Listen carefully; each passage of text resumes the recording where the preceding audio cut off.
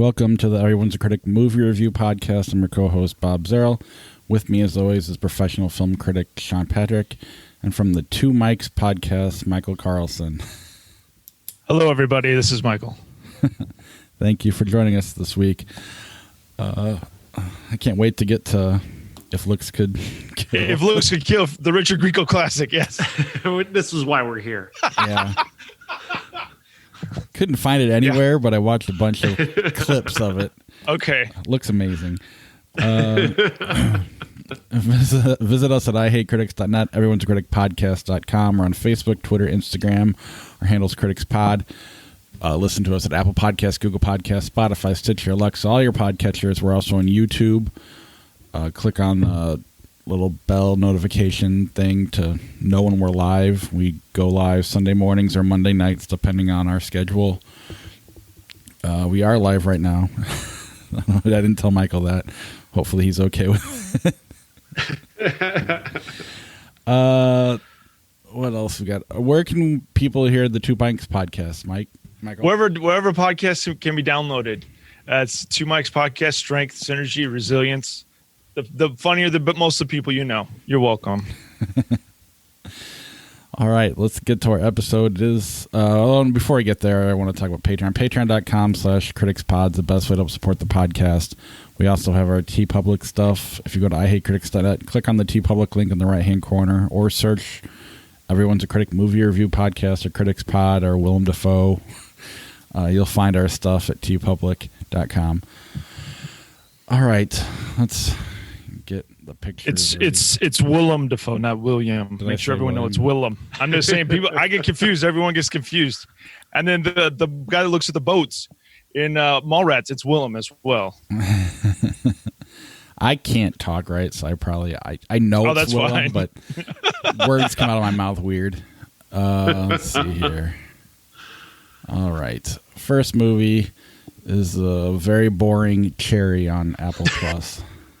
The cherry on the apple. Cherry stars Tom Holland and Sierra Bravo as a couple who meet in college and develop a relationship, but she's a little bit quirky, so she dumps him kind of on a whim, and he doesn't know what to do, so he joins the army. We just lost Sean. Do you think does Cherry feature Tom Holland ever getting any superpowers? Do you know if that happens at all, Bob? I didn't see him get any superpowers. It was kind of. Well, it feels like that's really in his wheelhouse. Does he have an American accent, or does he have does he have because he doesn't have a Queen's accent normally in America, or does he have a regular American accent? That's what I want to know. In the movie, he had a regular accent. Okay. But I had to turn it off at one point. It was so boring. I mean, it was just, he's always been that little wholesome kid, especially being Spider-Man, and then trying to do a movie like this, it doesn't really work for him. I mean, not that he can't do a movie. Maybe the movie's just boring. It's the Russo brothers who did the Avenger movies, but it's just boring. At some point, Sean will come back to save me from how bad I am at to talking about this. But yeah, he's not the problem. It's just more so that it didn't keep my interest at all. And maybe I read Sean's review and I don't remember him liking it that much either. So that could be part of why I got bored with it. All right. Going to pause the recording here and see what's going on with Sean. Okay. The YouTube people, though, they'll get to see all of this. Hey, everybody. Good for them. This is Mike's basement. Here it is.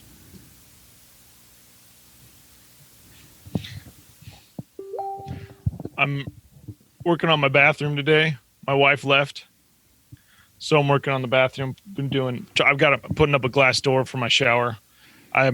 I don't know how to do it, so I've got friends coming over to help me do it. I'm like, I have no idea how to put up this door, and it was the most expensive part of the entire thing was this glass door. So I'm like, I don't want to break this glass door.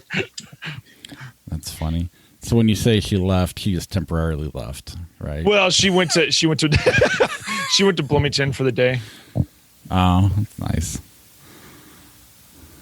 Sucks you have to do something, though. You can't just do nothing. Totally. I totally feel like Garth, though. Like when Delana leaves, I'm like, I can finally listen to my music at the appropriate level. That's funny. I had to go a week of, or we went out of town last week to Georgia, and I didn't get to listen to music hardly at all on the whole ride. I drove the whole way, and it was just constant. I don't want to listen to that. I don't want to listen to that. Can you listen to true crime podcasts? I'm like, I hate true crime. Anything NPR like, I don't want to hear. Okay. It's just not. I want to listen to the Two Mics podcast. She wouldn't let me. You say bad words. It's nice to go in your basement and swear. I listened to this one podcast. It's called True Crime Obsessed. It's this girl and her gay best friend, and they watch true crime documentaries and review them. I think it's fantastic. I love it. It's called True Crime Obsessed. That's good. I tried to. I mean, I subscribed to the Amanda Knox podcast where she just listens to or does true crime stuff. Sean's internet's completely down, so this might blow up on it. Did you watch her documentary on Netflix? Yes, I did. I thought that was incredible. Like, especially like the way documentary stories are told. This was non-traditional. I really liked the way they did it. Yeah, I liked it too, and she didn't get paid anything for it. So, I mean, that makes it that much. Well, yeah, and I think also just the impetus was just like get your story out. Like that'd be payment enough. Exactly, because people still think she's guilty. Because dude, especially like in your mind, you think like Europe, like people are just banging left and right in Europe, like they don't care about anything, and all of a sudden the cop is like super religious, and you're like, what do you mean people are super like I don't, you assume like people like in the 3-mile radius around Vatican City are religious, but everybody else in Europe is not religious, Right. Yeah, but she apparently has her own podcast where she goes over true crime stuff, and apparently I don't know. I heard her on Whitney Cummings' podcast talking about it. And I couldn't listen to it because I just don't care about overly produced podcasts. Yeah, I like more. I like this one, like the True Crime Obsessed, because it's just you could tell they're in their room. They're like in their bedroom, doing it. Right, and it's cool. Just like it's two friends just hanging out, and it seems like you're like I want to listen to a podcast that feels like you're hanging out with people. Yeah, no, I agree completely. But my wife likes those stupid true crime. NPR, like basically I'm like, if it sounds anything like Serial, I don't want to hear it. I want to hear the weird intro and outro. I just want regular people talking, even if it's like Mark Maron in an interview. At least it's a conversation. I don't. Well, like even when Corey got like he nominated himself or other people nominated him for the podcast award or whatever, and he's like up against ESPN or whatever. Like how's that even fair? Like that's the dumbest thing in the world. But then he lost to Bruce Pritchard. Something to wrestle with. And he's like, oh, who's this Bruce Pritchard guy? I'm like, I had that guy on my podcast, Corey. I sent him a picture of Brother Love. I'm like, this is who you lost to. Yeah. It is a phenomenal podcast, though. Or at least it used to be when they were on all the time. All right. All right, YouTube, you guys to enjoy that. We lost Sean there briefly. And if this could have been a good enough conversation to just keep recording for the podcast. We'll see. But let's bring Sean back and start talking about Tom Holland and Sherry. Should I start over? So Sherry, go ahead and start wherever you want to start. Well, basically, where I was getting to the point where he had started taking drugs. He started taking OxyContin to try and finally get some sleep and get a little peace from his PTSD. And then his girlfriend finally grows tired of him and decides the best thing she can do is join him. So she starts taking it as well. And I find this to be a very glib take on the process of going from PTSD to drug addiction. I think there's an attitude here that this movie, it's like watching a child try to be an adult. That's not a commentary on Tom Holland. That's a commentary on just the approach that the Russo brothers take to making this.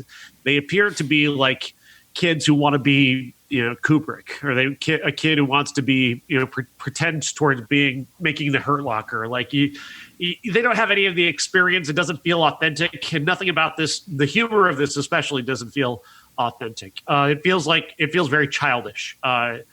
There's a lot of stuff that takes place in the movie at his when he's training to go to Iraq, and a lot of it is Sergeant Nobody and Doctor Nobody, and because it's funny to not remember names, I guess, or that these people don't matter. And none of that's really funny. And then when he eventually starts robbing banks to make money to steal to buy drugs, and it's the bank of nothing, or it's all the bank names are jokes, but they're not funny jokes. And the movie doesn't find the tone properly of what's funny about this or the absurdity of this. It never finds that, but it assumes it. That's the part of it, is that it assumes all of the weight of what the Hurt Locker accomplished, or what Jarhead, even to a point, earns from being. Jarhead's not a great movie, but at least it knows what it is, and it has an attitude towards it that's a very adult movie. And this feels like kids pretending to be adults. Yeah, even like the fourth wall stuff, where like in Goodfellas when Ray Liotta's narrating his stuff. That when Tom Holland's trying to talk to the audience, he's like doing it while robbing a bank. It's not like a narrator, so it's really, again, childish. I think is a good word for it. It doesn't work. He just looks at the camera, says, "This is how you rob a bank," and then he goes and robs the bank, and it's all like in one motion. There's no separation between the two, and it doesn't work. But on top of that, it's super boring.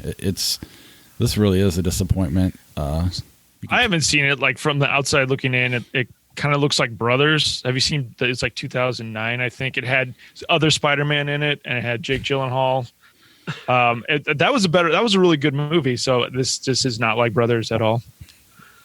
Yeah, that was a really good movie, and had similar theming to it as this one does, like PTSD and dealing with being back in reality. So he breaks the fourth wall just like Zach Morris does. Correct me if I'm wrong. Except he doesn't do it properly. There's no timeout. It's just okay.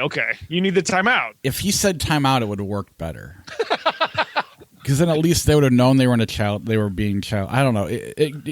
Sean's right. It goes back to the Russos. They're the problem with this. They're TV directors who got lucky with the Avengers stuff, and those are kind of you can work in that. I mean, I don't want to call those movies childish, but they are superheroes. It's pretentious, is what it is, and it doesn't have the weight. Failed pretension, right?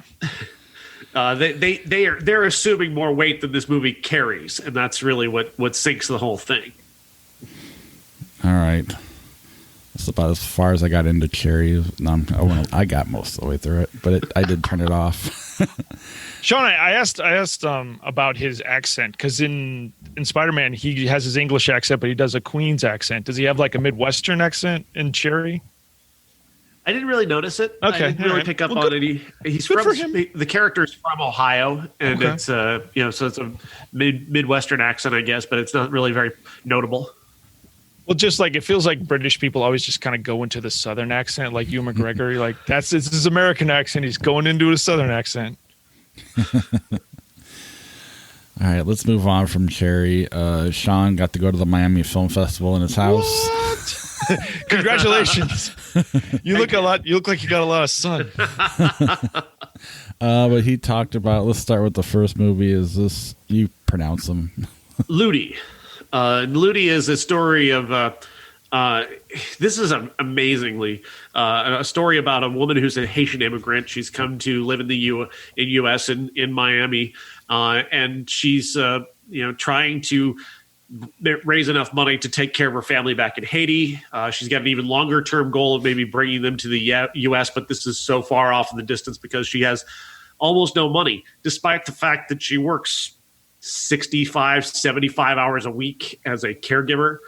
She's pulling down 240 hours a month. I mean, she's just working nonstop, multiple shifts daily to try and make money. And she's barely affording the tiny apartment that she's in. She doesn't have a car. She doesn't take a bus to work, despite the fact, again, she's working 60 plus hours a week and not complaining about it at all.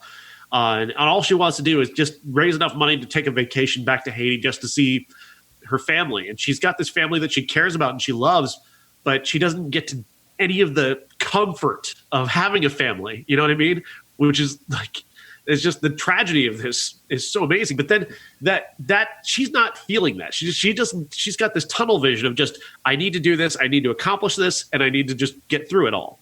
And everything just keeps piling up. Like there's this guy at work who she works with who she wants him to give up a couple hours more so she can work because she needs more money. And she wants more time working because more work, more money. And he tries to hold her up for it by saying, go out on a date with me. And he's really cruel about it. Like it's not charming. He wants to go out with her, but really he just wants to have sex with her in exchange for hours. And she's not going to do that. So to try and find the extra money that she needs, she takes another job at night. So she works a double shift. Then she's going to work again overnight as a caregiver for somebody who's living at their home in an apartment. And this is an older Jewish man who is not particularly happy about having a caregiver in her home. This leads to an ending that is, you can see it coming, but it is so absurd. It's just in its sadness and unfortunate nature that it is kind of comical in a way, even as sad as it is. It's almost as if it's comically sad. It's that thin line between comedy and tragedy that this movie lands on so perfectly. It's not like devastating. It's like not like a genuine tragedy, because even she can see that what happened was simply a mistake, but it's one that's just cost her an entire night where she could have actually gotten some sleep.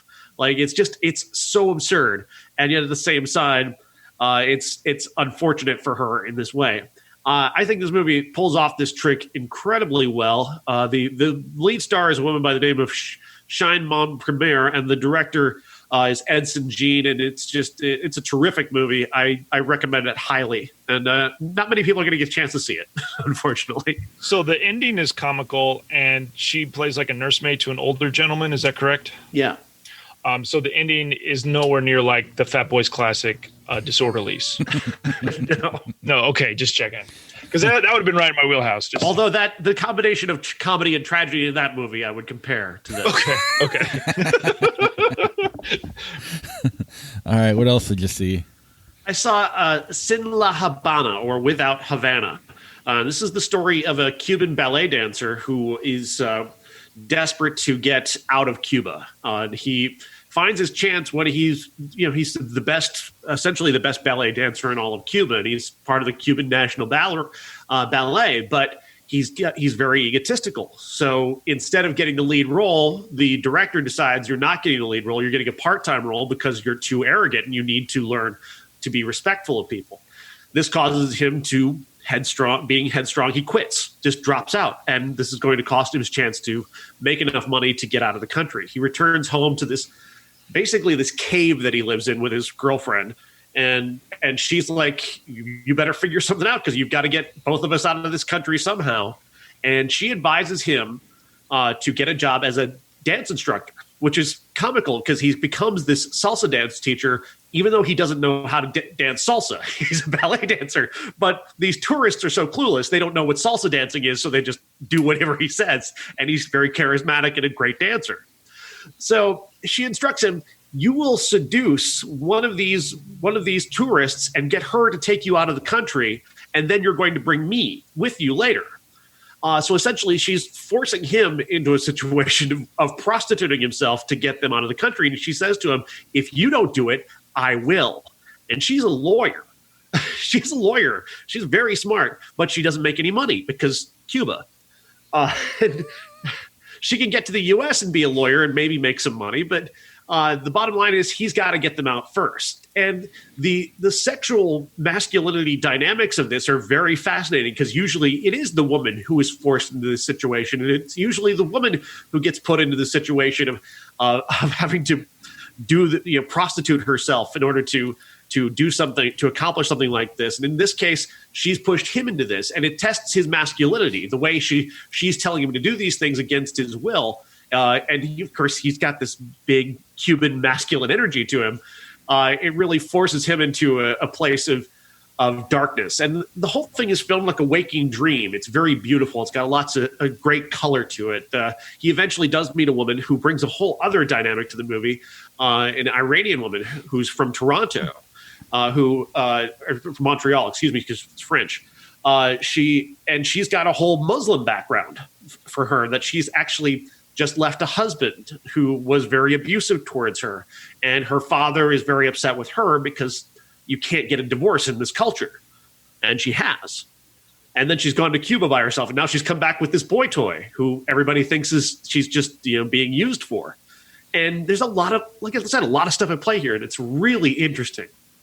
So it's like Indecent Proposal, but the girl is a boy's part. Because I've seen Indecent Proposal. Oh, yes, I've seen Indecent Proposal. In this case, the Iranian woman doesn't have any idea that he's just seducing her. She thinks that they're actually having a love affair. She doesn't know about the other woman. But then they fall in love, and the other woman gets left behind in Cuba. Simple. It's high and the dry. It's actually not even remotely that simple. Maybe he's just in love with both women at the same time. It's his cross to bear. It's kind of hard to say where he falls in the end. He seems to love the woman. He seems to love his girlfriend very much. He seems to desperately not want to hurt this other woman, and maybe kind of feel something for her. There's a big moment in the movie where they move to Utah.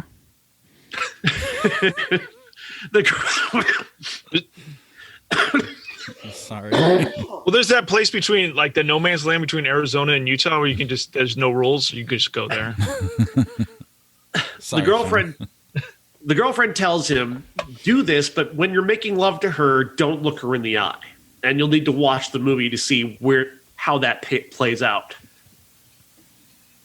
Okay. It actually does sound pretty good. I know we're making jokes and stuff, but it does sound like it's this sounds better than Cherry and then the other one too.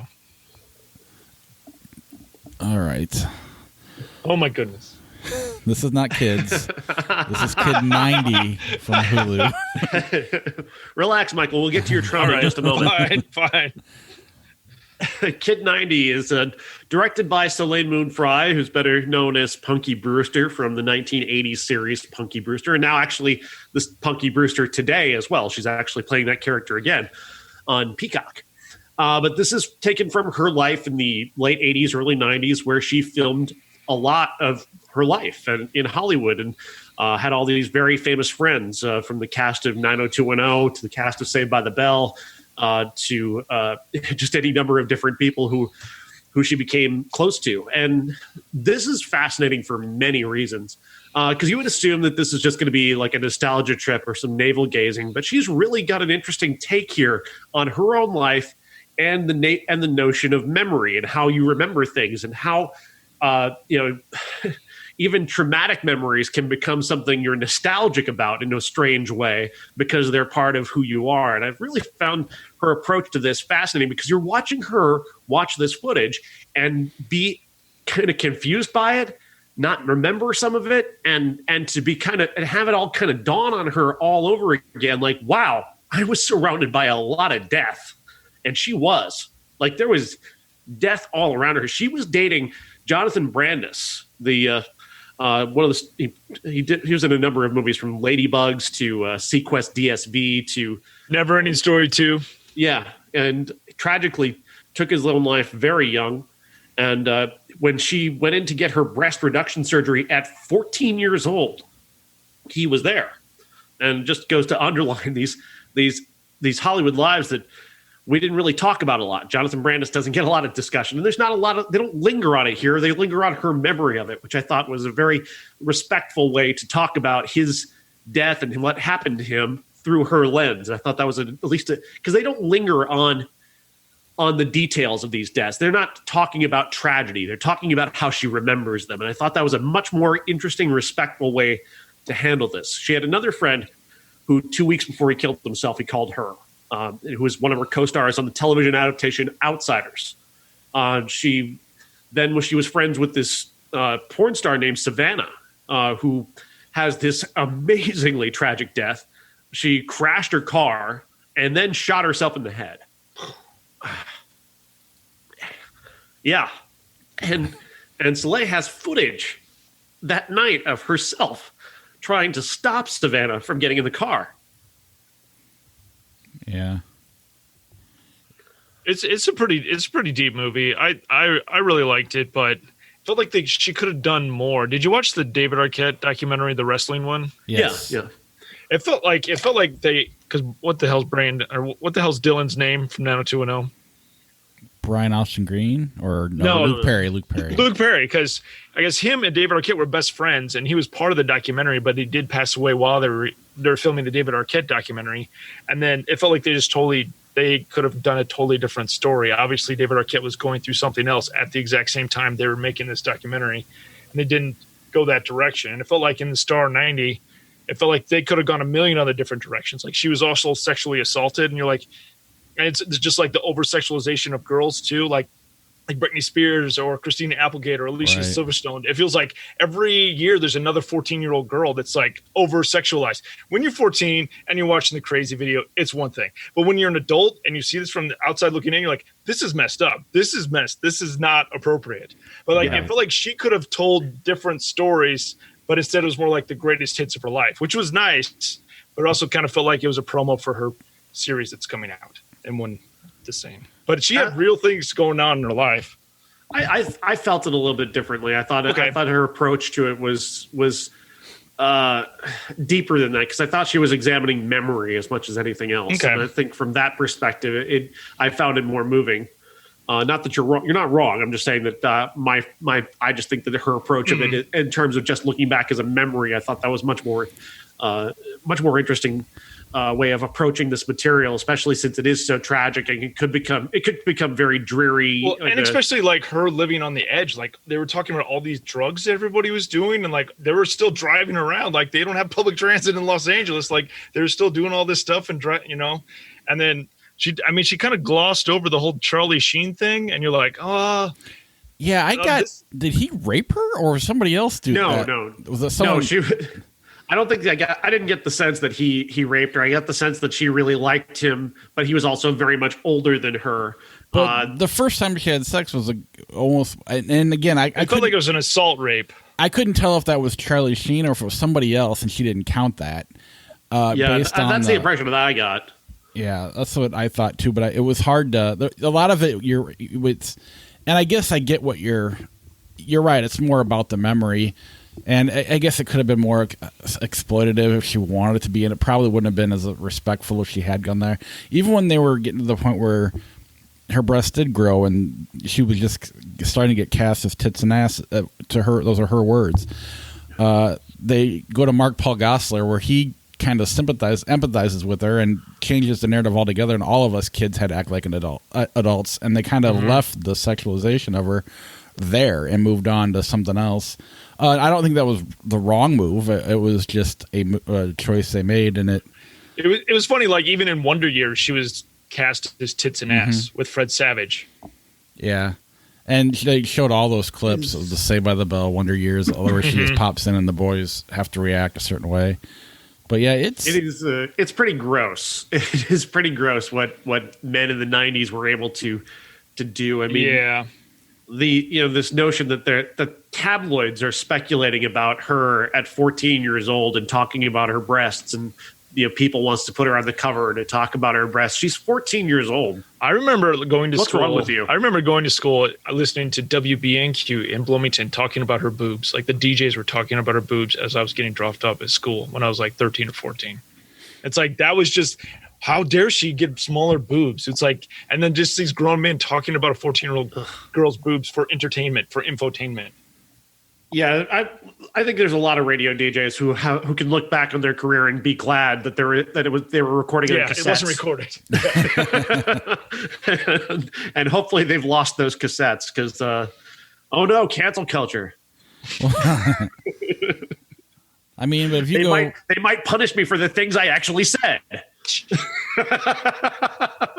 But you go back a decade before that, they're doing more than just talking about 13 and 14-year-olds, and that's what's. Oh God, yeah. And only Roman Polanski really seems to be the one who took anything from it. But everybody now from the 70s was probably with a teenager.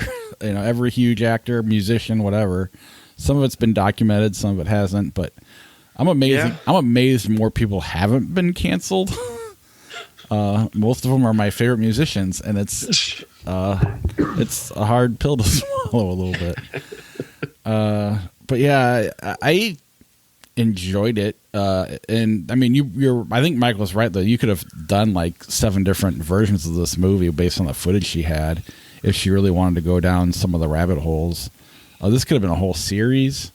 I don't know. I bet she still has a bunch of tapes. Like, I think, like, from the outside looking in, it feels like if she would have got like a Thin Blue Line editor, like someone who's a real documentary editor, to come in and tighten it up and like figure out what the story actually is, because you can tell she could have told all of the stories are valid. She could have told 20 different stories, but if they could have had been like, this is the story we're going with and this is how we're going to tell it, it would have been better to me. And like, it feels like when they went to New York, it was like the story was running. It was like, oh, we went to New York and then we're done with the movie. We're done with the documentary. It's like, well, I need some wrap up. Tell me what's going on. And then, I mean, at the end they did the images and everything, but I was disappointed in the end. But I think I do agree with Sean in that they did take the memory approach, so it does kind of work on that level. Mm-hmm. It would have been, and maybe it's a flaw in me wanting to see more dirt, not necessarily the dirt part of it, but I mean that's really what it is. If they really dug into some of those suicides and whatnot, that's probably not. You know, it's not anyone's business. It's not anyone's business, but then again, it should be talked about. Right. And it is crazy, like all these, like if you're a famous person in the 90s, you're in this documentary. Marky Mark's in the video. Leo's in this movie. Of everyone who's somebody is in this movie. Steven Dorff. Yep. Yeah, Sugar Ray. Mark Wahlberg just looks like he's just trying to fuck her right then and there. Yeah. So it is funny to watch him. He's like just the very typical 17-year-old boy, just all dick. He's just all dick straight ahead. It's hilarious. DiCaprio gets off pretty easy, hiding behind the scenes of all that. But she's not even trying to. I mean, I don't think she's implying anything about. No, she's not. But it definitely, I don't know how you don't get that. Maybe, that's entirely my take on it. But I think I had that take as well. It was. When Leo was there in the beginning and then he came back near the end of the documentary, he's like, look how tall I am. Look how big I am now. It's like, oh, Leo. You're so cute. Yeah. When she gets to New York and she starts, I mean, again, you think maybe, okay, she's going to escape from this. And then she ends up hanging out with the cast of kids and two of them end up dead. And it's like, Jesus Christ. Like the 3 main guys from Kids, like one of them had an overdose. One was death by depression, and then the other one moved to New Jersey. So it is what it is. Anything else on Kid 90? I recommend it. It's on Hulu, and I think it's worth watching. I think it's worth watching. If you're 35 to 45, you'd enjoy it. Oh, absolutely. All right, I'm playing the classic music. You won't be able to hear it. Ladies and gentlemen, this is the main event for the linear, legitimate, and universally recognized, undisputed classic. We have 3 classics this week, but we're not going to spend a ton of time on any of them, probably. I was unable to see Kids. I've never seen Kids. It's not available for streaming somehow. I think Michael was able to see it. Have you seen it, Sean? Yeah, I saw it 20-some-odd years ago. Okay. It's not a moment of it that you can't. It's still there. You can't forget it, Bob. Yeah. So the idea here is a day in the life of this group of teenagers, and some of them are real teenagers from the streets of New York. Some of them are actors. So you can tell which ones are the actors. Like Leo Fitzpatrick is an actor. Rosario Dawson and Chloe Sevigny were relatively kind of growing in their stardom at that time. She was magic. Chloe Sevigny, she was magic. Like you could tell she's the star. She's like just on the screen. The story is that there's this group of skateboarders and they all just hang out together. And there's this one leader, Telly, played by Leo Fitzpatrick, who's kind of the driver of the story in the background. He had sex with Chloe Sevigny. It's the only time she's ever had sex in her life, and she got AIDS. And then Rosario Dawson and her have an interesting scene where they go, like, they go to the clinic to get STD tested, and she's like listing all these different sexual things she's done and all these different partners she had. And then Chloe's just like, yeah, it was this one time last summer. Yeah, I won't let it happen again. And then she's the one that ends up getting sick. So then she spends the day trying to track down Telly to let him know that this is what he's done, that he's given her this disease. Meanwhile, he has spent the entire day trying to have sex with another very young girl who's maybe like 13 years old. And tragedy unfolds from there. It's definitely not an easy movie to watch. Telly as a character is horrific. He's a horror movie villain at times, just the way he talks. And yet he's so real. He's so, you knew this guy in high school. Unfortunately, like, yeah, I had pee with that jackass. Like, you wanted to beat the shit out of that guy. Like, you just an awful human being. He was able to encapsulate every asshole you knew growing up. Yeah, and he's very specific that he wants to have sex with virgins, and that's his goal, is to have sex with virgins. Though obviously at some point he must not have, because he's got AIDS and he doesn't know it. And he's going to spread that around his entire group of friends through his escapades. Oh, he didn't know he had it? No. Oh, geez. Yeah. So you didn't understand the text message I sent you then, Bob. I said, Casper loves you, Bob. Casper loves you. I was I can't believe we're doing this. I can't believe we're doing this movie. But it definitely feels like it's one of those one-time watch movies, like Schindler's List or Requiem for a Dream. You're just like, I don't need to see this ever again. But from a certain point of view, like if you're in health class and 16 or 17 years old, kids aren't going to, they're not going to watch an afternoon special and get anything from that. Like if they could watch this and be like, geez, once you reach a certain age, you have to make real decisions in your life. And this is the closest thing to real life in a movie that's ever been made, I think, as far as teenagers go. Yeah, I mean, when you're only, as a teenager, I think we all can recall a time when the only object we had was some sort of sexuality to express how adult we were, or what type of adult. You can get into drugs or alcohol or sex or all three. And they go for all three in many cases in this universe, and many kids did back then. And the structure of it is shocking, because you start with the AIDS thing, and then you've got her spending the rest of the day trying to find Telly to perhaps stop him from doing it again. But by the time she gets there, it's too late. And then something else happens to her that is horrific. And again, the cycle, by the time it's over, it's just all horror. I remember growing up Catholic, this was like a forbidden movie. It was NC-17. Wasn't it unrated? I thought Harvey Weinstein made it be unrated, so it could get into more theaters or something. Maybe Harvey Weinstein created a company that wasn't part of the MPAA specifically just to release this movie. Gotcha. That way they could release it unrated. Yeah, because the NC-17 ones wouldn't get in the paper to be advertised to be movie theaters. Gotcha. It's a tough watch, but if you're going to scare some teenagers straight, this might be the movie to make them watch. I don't know, Gotta find it. And Harmony Korine wrote it. Larry Clark directed. He plays a club kid in it. He's weirdo. I don't know. That's who he is. If you want to have fun, go to YouTube and search Harmony Korine on Letterman, just through the years and how he got banned from Letterman for robbing one of his guests. All right. When we couldn't get a hold of kids, we briefly thought about making this the classic, only because it seems like a little less funny now.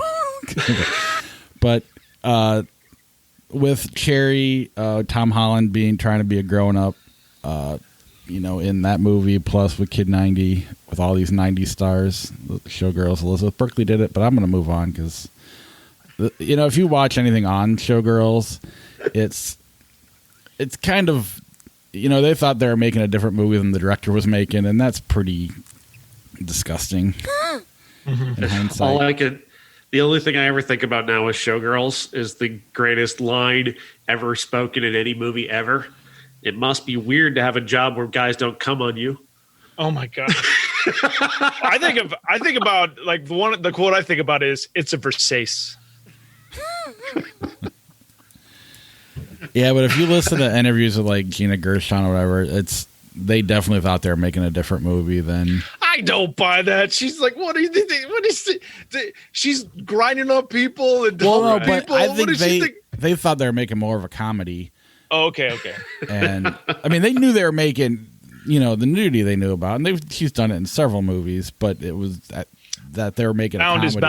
Bound is worth checking out. Yes, I agree completely. But there's got to be something, because I can't imagine that as talented as Gina Gershon and Kyle MacLachlan and others are, I can't imagine they didn't realize how bad Elizabeth Berkley was in this movie, and it had to have been with some sort of intention, I imagine, that she was giving that performance.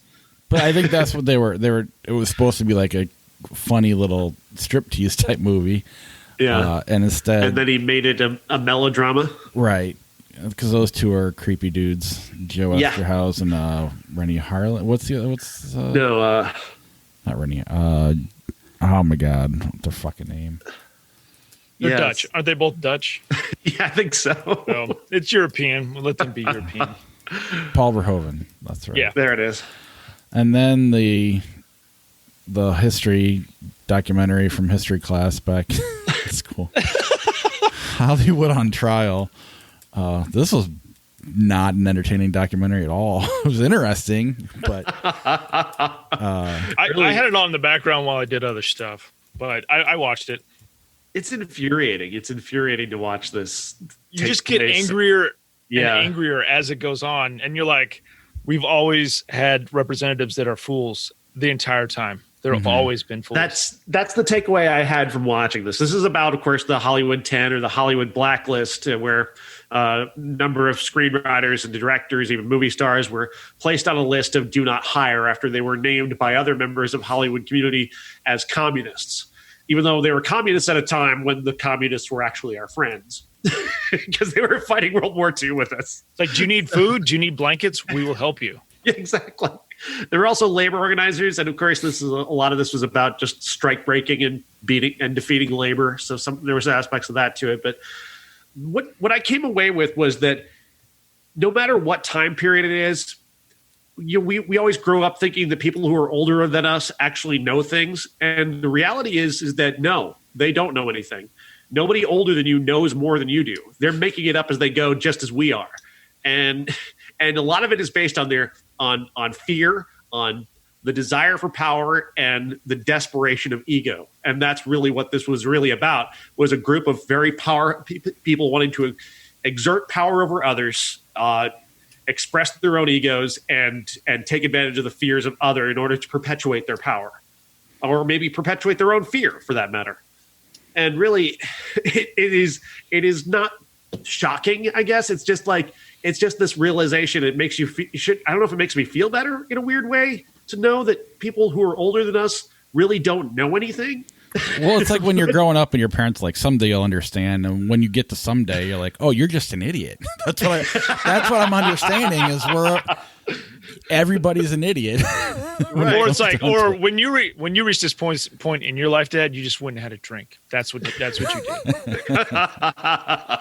That is true too. But I guess the problem I have with this movie is normally when we watch, a movie about real life things, we go, well, the documentary's better. And in this instance, I'd rather watch Trumbo or even this. This isn't a great movie by any means, but I'd rather watch this than the documentary. Guilty by Suspicion. At least it's got De Niro being very compelling. This is a fictionalized version of the Hollywood 10 because he's playing a director who doesn't really exist and a group of people who are representations of the people who actually went through this. Right. But it's based off of a lot of the real things that took place. Robert De Niro plays a very famous director who's called back from Europe to seemingly to talk about the next movie that he's going to make, only to find out that somebody has mentioned his name to the House Un-American Activities Committee, and he has to go before Congress to testify. And they expect him to name names so he can get back to making big Hollywood features, and he refuses to do it. And subsequently loses everything, his entire career, his home, everything's taken from him. He's followed by the FBI everywhere he goes. And it's fucked up what happened and it really shouldn't have. And you get a couple of really good moments of De Niro really underlying the point of why this happened. And the thing about it is that Irwin Winkler, the director, is just not very good. He's very much of a blunt instrument when you need a more precise instrument. And I can recall there's a scene early on in the movie where De Niro's going to visit his lawyer, and Winkler thinks he's being really arty. He puts the camera underneath a gun, and then you see De Niro getting out of his car in the distance, and he's under the gun. Get it? Because he's under the gun. It's like, okay, Irwin, nice shot, buddy. Just so it blunt. feels like this story is important. The story needs to be told. It's entertaining, but I don't think it's good. Like I'm right. You've seen Good Night and Good Luck? Yes. Like it feels like that is light years better. Like the same similar topic, but it's like light years better than this movie. Absolutely. But this is very pedestrian. Yeah. And Trumbo, the movie Trumbo with Bryan Cranston is far better than this, and that's about a guy who was actually in the documentary that we watched, Dalton Trumbo, who was working in secret in Hollywood for a number of years. Man, I want to watch a documentary just on him. He seems so interesting, and like he was like the most at ease and nonchalant. Like when he was being interviewed by Congress, he's like just joking with them the whole time. Like I don't give a shit. Like he didn't care. It's like I want to be as at ease as this guy is, at least a tenth of the time. He just seems so cool. Yeah, Bryan Cranston did a great job with that. Speaking of doing a good job, Richard Grieco as in If Looks Could Kill, 25-year-old playing a high school student, clearly 25, playing a high school student. He looks even older than that. He looks like he's in his 30s. Yeah. I watched this. I didn't watch this movie because it's not available. But I was reading a couple of reviews, and I was reading Rita Kempley and Roger Ebert, and both of them were like thirsty for him. Like they want a piece of Richard Grieco. Like they're both talking about how handsome he is and his eyes, and it looks like he's wearing eyeshadow, but he's not. And Rita Kempley's got this whole paragraph about his pecs when he takes his shirt off and how big his pecs are. And it's like, okay, back it off a little bit. I guess I'm If Looks Could Kill apologist. Like I think like there are plenty other movies that are dumb or dumber than this and made 10 times as much money as this in 1991. This is Richard Grieco. Like I think it's right at the point of 21 Jump Street, or he just left 21 Jump Street. I think he was on Booker now by then. Okay, yeah. He left 21 Jump Street. He's on his own. He's on Booker. He's got finally got his own movie. It's kind of like, it feels like a proto Austin Powers a little bit, some of it. Like it is really dumb. It's like, you can tell that everyone who went to the casting call was in their 30s, and you're like, and you're never too old to play high school if you're in Hollywood. It's a dumb movie. As dads, would you leave your high school daughter alone with that guy? No way. Well, unless you're fascinated with him too. He's like, I'm going to have some beautiful ass grandkids. Yeah, unless you're interested in your gene pool. Yeah. He's clearly in his 30s, it would seem. Like he's just so much older than everybody. It is just ridiculous. Like you're supposed to buy him as a guy who failed French class, so he has to go to France with the French club. Okay. He's mistaken for a spy and gets pulled in by British MI6 and given all the James Bond treatment with all these various different gadgets that he gets to use and doesn't know how to use, and comedy abounds. Should they refer to people as Richard Grieco instead of Marty Jannetty from now on? I mean, or is he just another Marty Jannetty? Oh, you mean the Marty Jannetty to Johnny Depp's Shawn Michaels? Yeah. Yes. Who was that wrestled with Steve Austin? Who was it? Brian Pillman. Was that Brian Pillman? Yeah. Well, I guess he had his own thing for a while, but he was definitely the lesser, though. Yeah. He's Jim the Anvil Neidhart. I love that only a fraction of our audience knows what we're It's okay. The people. Sorry, Corey. But anyway, If Looks Could Kill. Oh yeah, we didn't talk about that enough. It is. It is. If you want to watch one of the dumbest movies of all time, here at the Mike and Mike podcast, featuring two mics, it is. It is a jewel in the crown of early 90s cinema. It's almost like a carryover of an 80s movie. Like it feels like this is an 80s, like it was on a script of other 80s movies. They didn't get around to making it until 1991. It is so dumb. It is so ridiculous. It is a lot of fun. And it's what we like to celebrate the Two Mics podcast. What did anyone see in Richard Grieco as an actor? In all seriousness, because the man is a vacuum of charisma. Like he is an empty void behind a cute smile. He's all like, tits and ass. There's no there there. When you look in his eyes and you hear him speak, there's like nothing behind it. I kind of like there's a couple lines in it that kind of felt like this was made for Bruce Willis to a certain extent. Like the badass lines that he was giving him, like this sounds like something that was cut from Die Hard, you know? And it's like, is he on the same level as Bruce Willis? Does Bruce Willis act like, or is he like in the same kind of, I don't know. It's like they just pretty faces that do pretty things. And I mean, there's a bunch of people in Hollywood like that. Why can't there be more men that are nothing more than pretty faces and nothing else? That gun is very phallically placed, isn't it? Yeah. Look at my penis, ladies. Yeah. But his eyes are so nice. It's almost like he's wearing a shadow. Look at the way he looks directly into your soul. He can look beyond your eyes, but you can't look beyond his. All right. Not real actors. True Colors with John Cusack and James Spader. Okay. Yes. True Colors, 1991. Directed by Herbert Ross, who's a pretty good director. And this is a really surprisingly relevant movie still today. It's about politics and about two different ideas of being ambitious. James Spader wants to genuinely help people by becoming a part of the apparatus that prosecutes corruption, and John Cusack wants to be corrupt. and he ends up he sets up a goal for himself to be elected to Congress within 7 years, and he does just about anything he can to get there.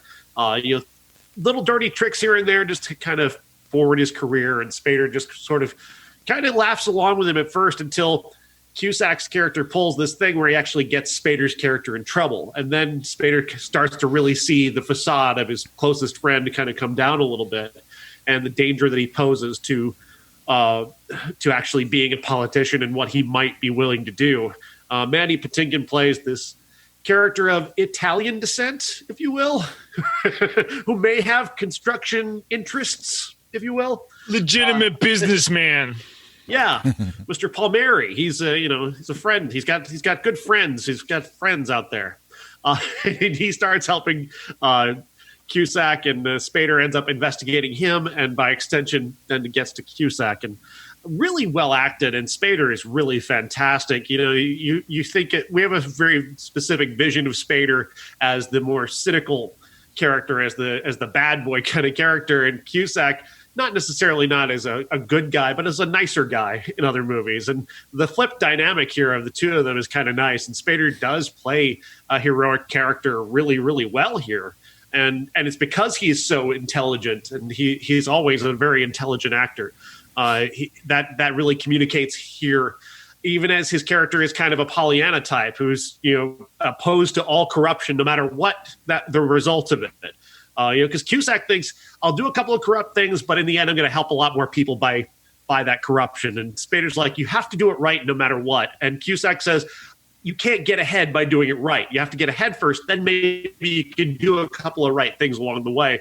And the movie doesn't judge either of those approaches. Other than saying that maybe Cusack's the bad guy here, I don't think it's judging those approaches. I think it's giving both sides a proper airing. Like, yes, Spader's right. Do everything the right way and be good. And Cusack's like, you can only do good once you have the power to actually do good. And those two approaches are very interesting. And I thought that this movie is actually pretty resonant in those two approaches. Sounds like Hamilton. Maybe that's why I like it. Do they sing and dance? If only. Have you seen Class Action before? I did not see Class Action. I've seen that, but that was like in 1992. So I remember walking by it in the video store a lot. I'm surprised we didn't try to see this one. The Comfort of Strangers, Paul Schrader. Yeah. Whoa, Natasha Richardson's in this? Okay. Definitely the kind of movie I want to see, but Rupert, Helen Mirren. Never found the time. Yeah. And then whoever the hell this guy is. So Jeff Speakman. When you can't get Michael Dudikoff, you get Jeff Speakman. So there's a thing about Kevin Pollak had an HBO special in the 90s that I will never the one thing I'll never forget about it is how excited he is about Jeff Speakman, the first Jewish action hero. And just him going on about how the Jews are all very proud of Jeff Speakman. Like it's finally a Jewish hero. And it's just so ridiculous. The movie is terrible, and Pollak is definitely going on about this specifically because the movie is so obviously terrible. It's a great bit. Look it up on YouTube. Kevin Pollak talking about Jeff Speakman, but the movie lives up to every word that he says about it because it's just awful. I haven't seen it in about 20 years, but it was terrible. And it's every action movie cliche of the 80s and early 90s. But it's also the marketing of this movie, like really trying to make Jeff Speakman happen. Like Jeff Speakman is Fetch. They're really trying to make this happen, and it just does not happen. Go Fetch. What else has he done? Nothing.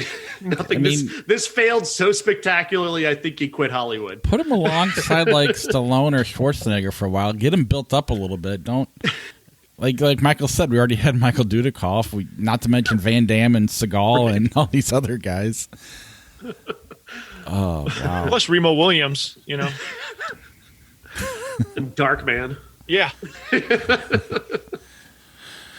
All right, that is all the movies this week. Next week we have I don't know if we'll watch it or not, but the Netflix documentary Operation Varsity Blues about the Lori Loughlin shit. I just assume you guys are going to do like a 5 or 6 part podcast next week for the DC universe, for the Zack Snyder's Justice League that's coming out next week. Well, Sean doesn't want to be wrong. First he said that didn't exist, and obviously it didn't exist. What he said, I'm taking what he said out of context, right? But because this wasn't done. But then he doesn't want it to be good either, I don't think. I'm just kidding. I was right at the time because they had to go back and actually make the movie. They had shot one scene. I don't believe that. I bet they reshot a lot of scenes, Bob. They said it wasn't one. Okay. But it's rated R. It's 4 hours long, and I'm sure Josh will come back and it's just so hard because like as a kid, like as like a 6-year-old, like I was excited to watch Superman. You know, and it's like these movies you cannot show a 6, 7, 8-year-old. And I know in this Zack Snyderverse, we're going to see Superman's dick or something. Like there's going to be something horrible, R-rated. Why does this even need to exist? Oh, the amazing revisionism of the Snyder Cut people is shocking. Like they've turned him into this brilliant auteur who's been denied this whole time. And, no, go back and watch his movies. He sucks. That said, we didn't hate Man of Steel. Superman. We didn't hate Man of Steel. We like Batman versus We were really high on Batman versus Superman. I like Watchmen. I like Watchmen too. I know I Sean don't. doesn't, but I don't. I mean I like him better than Joss Whedon all of a sudden. So you have that to look forward to. Sean's going to South by Southwest next week. That's right. On his couch or in real life? On his couch. Virtually. Cool. He's really already been there. Okay. So we'll talk about some movies there. Right. The Spine of Night is an animated movie with Patton Oswalt and Lucy Lawless that I think people will be interested in. There's also there's 2 other ones that I'm going to be covering as well, where I've got interviews with the directors and a review of the film. So that'll all be going up soon. Our classic's going to be Hollywoodland. Okay. We could cover both the Ben Affleck and the Superman side of things. I suggested we do Once Upon a Time in America just to do 2 4-hour movies, but Sean said no. 1991 Ninja Turtles 2: The Secret of the Ooze comes out, as well as Defending. It's got Diesel in it. Yeah. Please don't ruin my experience of last year and loving Teenage Mutant Ninja Turtles. I just hope that. Oh man, my kids are really into Ninja use- Turtles right now, but they can only watch it so much because they'll just like full on kick each other as hard as they can. You're like, we're done watching Ninja Turtles. Also, a movie called Scissors, Mr. Johnson, and Defending Your Life. Dude, Defending Your Life is fantastic. That is a really great movie. Legitimately great movie. Good. Then. Like I don't like Albert Brooks unless he's on The Simpsons, but I like him in this movie. I think he's pretty good in this movie. I like Albert Brooks, I guess, but I haven't seen that much either. I guess he was in Drive too. I liked him in Drive as well. Yeah, there's the Facebook page with Mike stuff. Two Minutes Media presents Two Mike's podcast. Yes. Before we end, you guys have a little time for Flick Chart? Sure. All right, Fight Club or Love Actually? I'd rather watch Love Actually, but Fight Club's a better movie, so Fight Club. Yeah, Fight Club. I agree. Go or The Champ? Go. What's the champ? Is that John Voight? Oh, isn't his daughter? Oh no, it's got Ricky Schroeder in it. Rick Schroeder. He plays his son. Yeah. Go. I'm going with Go. I agree. Super Troopers or Brady Bunch movie? Oh, they're both Brady Bunch movie. I hate both- Super Troopers. I think they're both dumb and fun. I think Brady Bunch movie is actually better. I think it is better. I'll go Super Troopers just to be nice to that crowd. Bend It Like Beckham, Hitman. Both bad movies in different ways, but I guess Bend It Like Beckham is slightly less bad. Yeah, I'm going with Beckham. I haven't seen either one. Let the Right One In, The Deer Hunter. Wow, that's hard. Let the right one in. Let the right one in. Deer Hunter once again needs an editor. Just don't Yeah. out there. My first viewing of Deer Hunter, I think I said this last week, was such a cool experience. I haven't gone back because I know that wedding scene should probably be cut altogether. And that's 45 minutes to an hour. But I remember that movie really being cool. Gone in 60 Seconds or Boogie Nights? Boogie Nights. Yeah, I'm going with Boogie Nights. As am I. Intolerable Cruelty, Philadelphia. Intolerable Cruelty is really underrated, but Philadelphia is the better movie. I'm going with Philadelphia. I sent you guys a message. Pay It Forward and What to Expect When You're Expecting. I think both of these are pretty horrible, but I think I'd rather kill myself than watch either one. You guys can. It's your podcast. I would commit seppuku before watching either of these movies. So, What did you pick, Michael? I would rather do What to Expect than Pay It Forward. I agree. yeah. Is there really a Christopher Walken Deer Hunter doll? Come on in. Oh, wow. I think it's left over from the movie. I think it was like they had. I don't know what. Obviously, they needed a dummy for a stunt or something. I showed my son the Russian roulette scene over the weekend.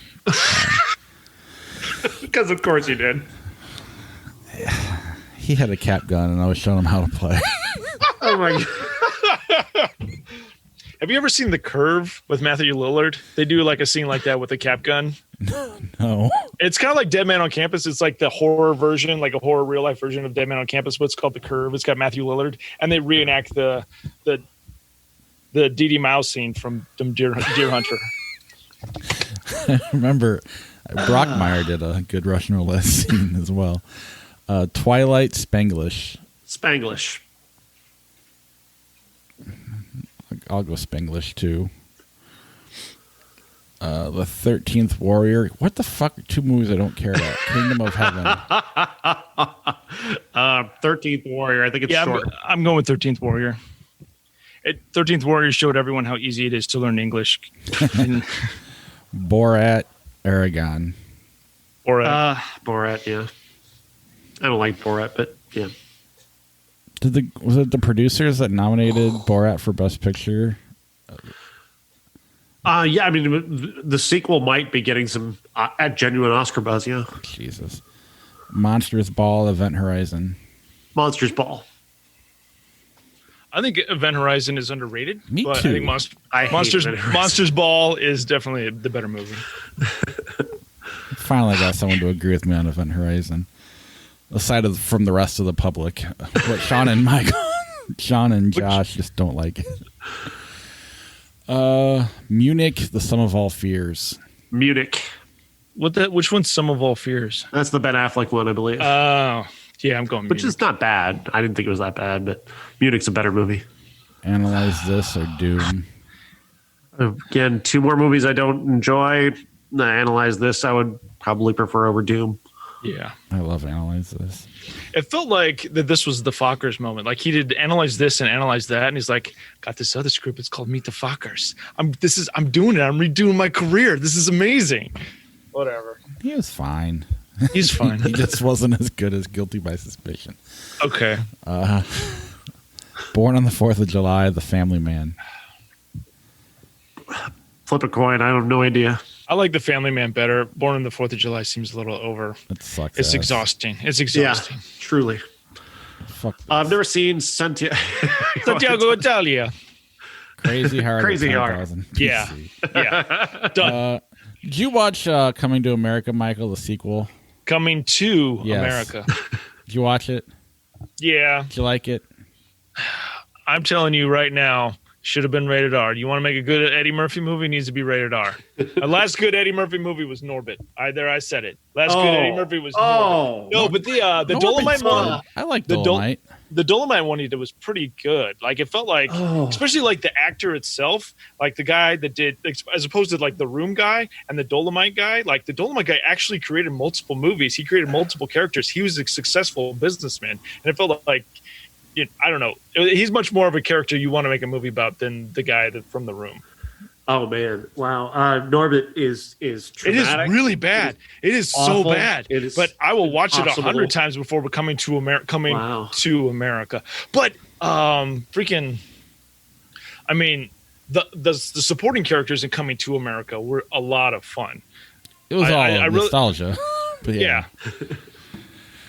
I was hoping to get a little backup on that. I got my ass But kicked like last Wesley, episode. Wesley Snipes was so much fun. Like Wesley Snipes was amazing. Yeah. And then the Voodoo Doctor, like I assume that's Arsenio in the Voodoo Doctor outfit. Like that's like 12 hours of makeup. It looked amazing. His character was good, but it wasn't enough to carry the movie. It needed to be rated R.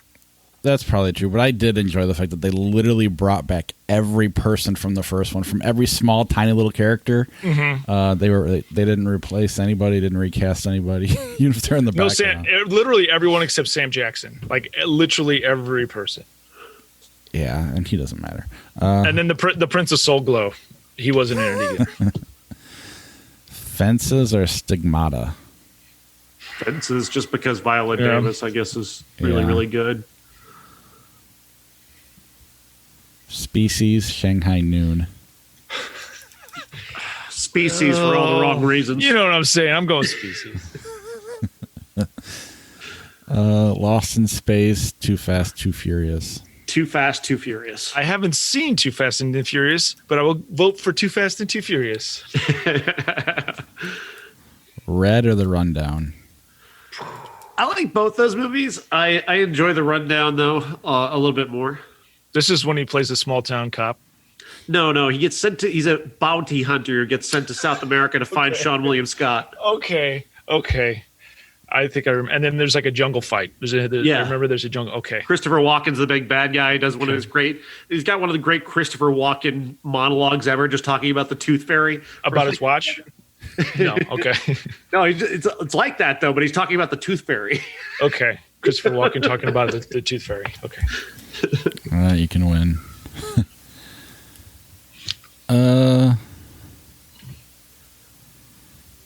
Let's see if the internet will just end this thing for us, maybe. Oh, come on. That was unfair. Almost Famous was there for a minute. Was it really? Yeah. Instead, we have Identity versus Underworld Awakening, which I guess, I don't know, Identity. They're both not great.